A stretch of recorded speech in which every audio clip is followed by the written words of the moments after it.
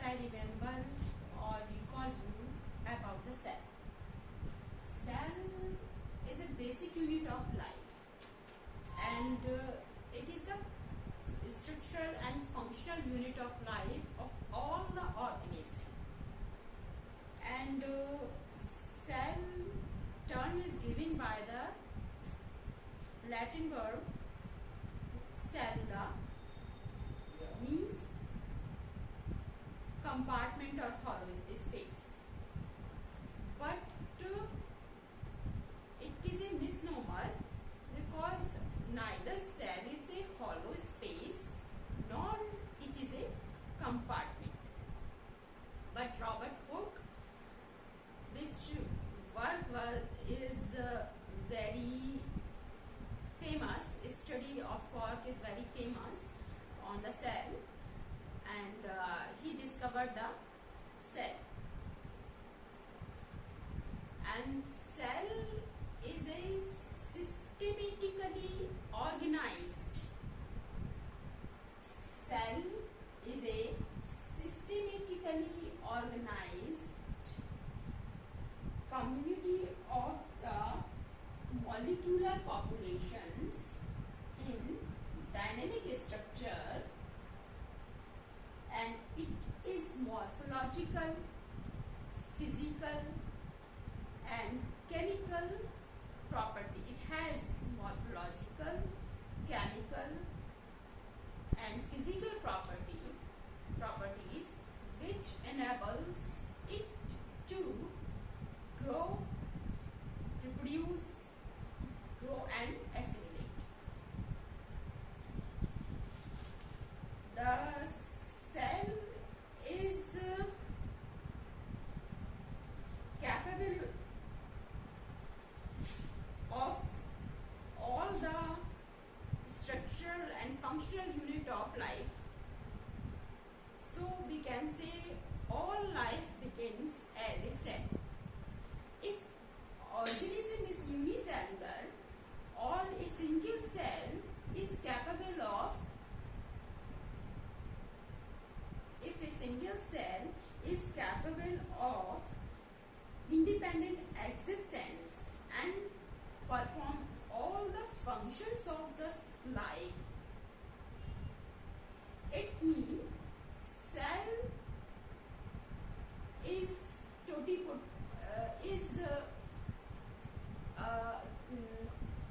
अपने आप में वो पूरी काबिल है पूरा सारा वर्क करने के लिए ऑल लाइफ का. मीन्स कहना चाहिए कि द एक्टिविटी नहीं, कहना चाहिए कि all life activities of the organism are present in a miniature of form in each and every cell of its body.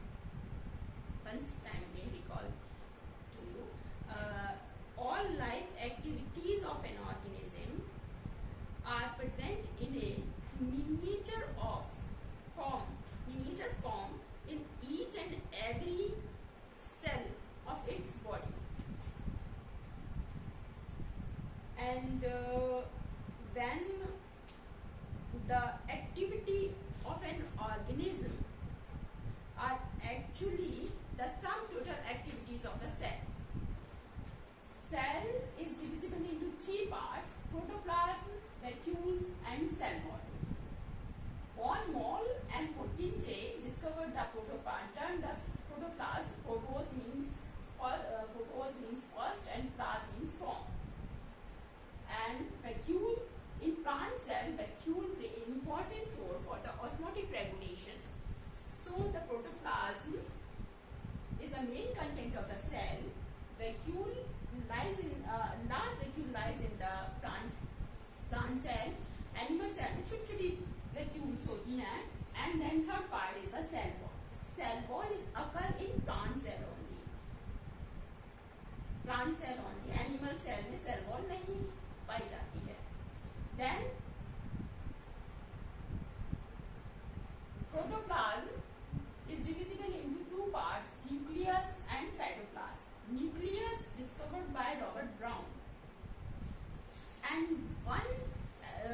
information goes one generation to the another generation in the form of cell. And nucleus is divisible into 4 parts. Yeah, nucleus made up of the 4 parts: nuclear membrane, nucleoplasm, nuclear membrane, nucleoplasm, chromatin material and nucleolus. Nucleus के अंदर भी एक घर होता है छोटा सा, उसका न्यूक्लियोलस, एक पॉइंट सेंटर पॉइंट होता है उसका न्यूक्लियोलस. और nucleus then protoplasm, second part cytoplasm. Cytoplasm is divisible into 2 parts, middle part and the delimiting membrane or the cytoplasmic membrane.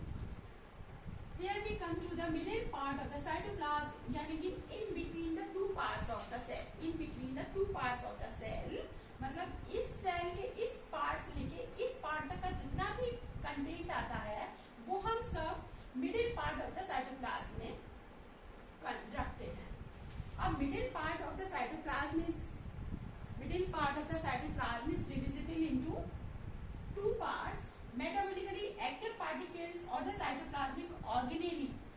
All the cytoplasmic organelle lies in the middle part of the cytoplasm or in between the 2 cell membrane of the cell membrane के दोनों membrane के बीच में जो cytoplasm का part है उसमें जितने cell organelle आते हैं वो सारे cell organelle हम metabolically active particles के नाम से नीचे दिए गए हैं इसमें.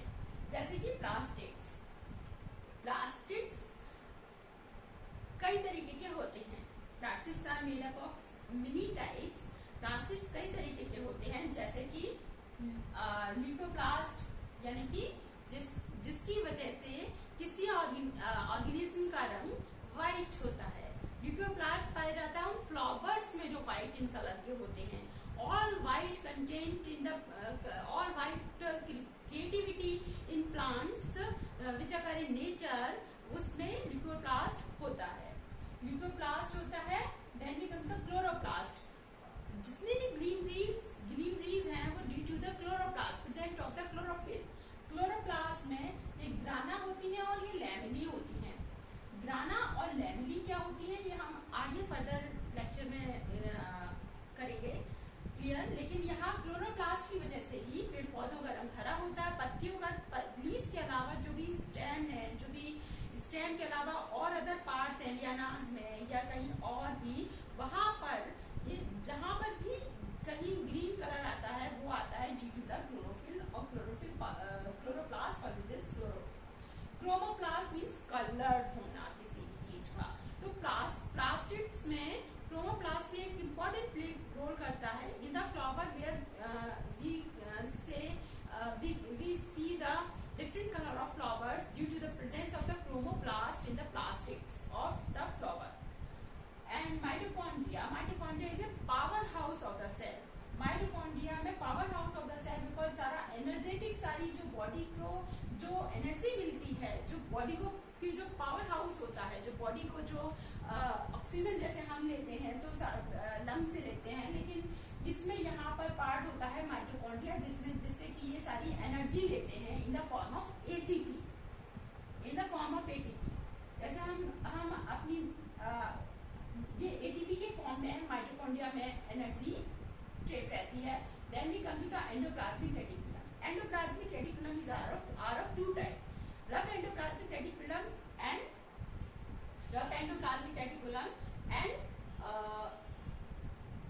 other part of the reticulum is the smooth endoplasmic reticulum. rough endoplasmic reticulum में राइबोसोम्स होते हैं और राइबोसोम्स यहाँ पर प्रोटीन सिंथेसिस का एक सोर्स होते हैं. Then we come to the smooth endoplasmic reticulum, यानी कि there is no any ribosomes on the endoplasmic reticulum. Endoplasmic reticulum is a membranous structure in which the ribosomes occur. And then we come to the next part is the ribosome. Ribosome is 70S and 80S. In a plant cell, there are 2 type of ribosomes occur: 70S and 80S, and its sedimentation value is 70S and 40S. 70S में 40, 50 and 30 होता है और इसमें 80S में से थोड़ा सा बढ़कर होता है. Golgi complex is present on only the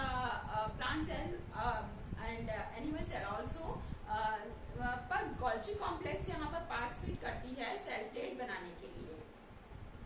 Then we come to the centrosomes is the middle part, cell center, and microbodies and lysosome. Lysosome is the suicide bag of the plant cell. Suicide bag क्यों? क्योंकि ये आत्महत्या के थैले होते हैं और अपनी जितनी भी गंदगी होती है प्लांट सेल की वो ये अपने आप में कंटेन करके और फिर इसके मेम्ब्रेन के पास जाकर के बर्स्ट हो जाते हैं।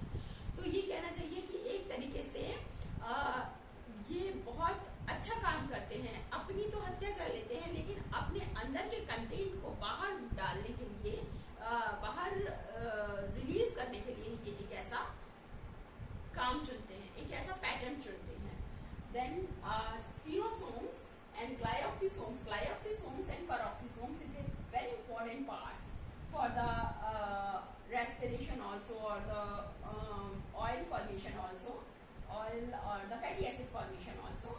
And here we come to the second cytoplasmic matrix, cytoplasm or the cytoplasm। ये हम middle part of the cytoplasm की बात कर रहे हैं और middle part of the cytoplasm में जो second part आता है, पहला part तो आता है हमारा cytoplasmic organelle का, जिसमें कि हम कहते हैं मेटाबॉलिकली एक्टिव पार्टिकल्स आते हैं। ये सारे आते हैं नंबर 1 प्लास्टिड्स, प्लास्टिड्स के बाद second mitochondria, third endoplasmic reticulum, fourth ribosome, 5 Golgi complex, 6 centrosome, 7 microbodies, microbodies में lysosomes, spherosomes, glyoxysomes and peroxisomes.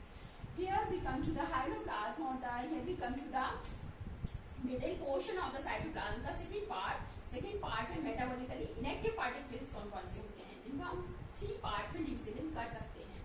3 parts में डिविजिबल करने के लिए इधर रिजल्ट प्रोडक्ट्स आते हैं, सिक्रीटरी प्रोडक्ट्स आते हैं एंड एक्सक्रीटरी प्रोडक्ट्स आते हैं।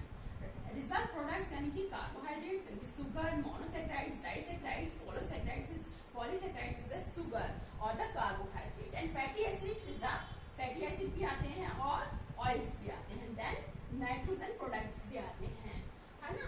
तो ये चीज जो होती है वो मेटाबॉलिकली इनएक्टिव होती है, इनकी कोई इनका की कोई वर्क करके हमको कुछ प्रोडक्ट नहीं दे रही होती है। कैटाबॉलिक एनाबॉलिक प्रॉपर्टी इनकी नहीं होती है, इनमें ऐसा फंक्शंस नहीं होते हैं जिनकी वजह से ये मेटाबॉलिकली एक्टिव कहलाएं या मेटाबॉलिकली कैटाबॉलिक और एनाबॉलिक एक्टिविटी में अपनी एक्टिविटी दिखाएं।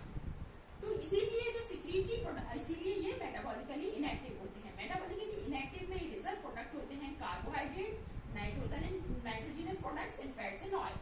सेकंड सिक्रीटरी प्रोडक्ट होते हैं colouring matter, energy, enzymes and nectar, and this one is the excretory product. Excretory product is a important part of the plant. अब अगर हम गम गेन करते हैं प्लांट से तो वो भी एक पार्ट है प्लांट का जो कि सिक्रीट हो रहा है, एक्सक्रीट हो रहा है, बाहर निकल रहा है, जिसे हम ऑब्टेन करके उसको यूटिलाइज करते हैं। ऐसे ही लेटेक्स जो एल्कलॉइड्स होते हैं, बहुत सारे प्लांट्स एल्कलॉइड्स एक्सक्रीट करते हैं जिनको कि हम यूटिलाइज करते हैं, और प्लांट से जो चीजें हमें मिलती हैं उनको हम नेचर का प्रोडक्ट समझ के, नेचर का एक आशीर्वाद समझ करके उसे गेन करते हैं और उसे हम एक रेन्यूएबल एनर्जी के नॉन रेन्यूएबल एनर्जी के सोर्स से अपने आप को फुलफिल करते हैं। और ये जो एक्सक्रीटरी प्रोडक्ट हैं एल्कलॉइड्स हैं, ग्लूकोसाइड्स हैं, tannins, latex, essential oils, resin, gums, mineral, crystal and organic acid. Organic acid में भी बहुत सारे एसिड्स ऐसे होते हैं जो कि प्लांट में से रिलीज एक्सक्रीट होते हैं। तो here we can say that cell, अब अगर हम इसके मेटाबॉलिकली एक्टिव पार्ट में जाते हैं तो हम ये कहेंगे कि ये प्लांट सेल जो है वो सिस्टेमेटिकली ऑर्गेनाइज्ड कम्युनिटी है। सिस्टम से इसके सिस्टेमेटिकली ऑर्गेनाइज्ड कम्युनिटी है। ये मॉलिक्यूलर पॉपुलेशंस की, मॉलिक्यूलर पॉपुलेशन ले सकते हैं plastids, mitochondria and so on, molecular population की इन डायनेमिक इंटरेक्शंस में ये मॉलिक्यूलर पॉपुलेशंस की और सिस्टेमेटिकली ऑर्गेनाइज्ड कम्युनिटी की तरीके से एक कम्युनिटी बेस्ड स्ट्रक्चर होता है जो कि मॉर्फोलॉजिकली, केमिकली और फिजिकली इनेबल्स होता है ऑर्गेनाइज, अपने आप को ग्रो करने के लिए, रिप्रोड्यूस करने के लिए और उसके अलावा एसिमिलेट करने के लिए। That's it.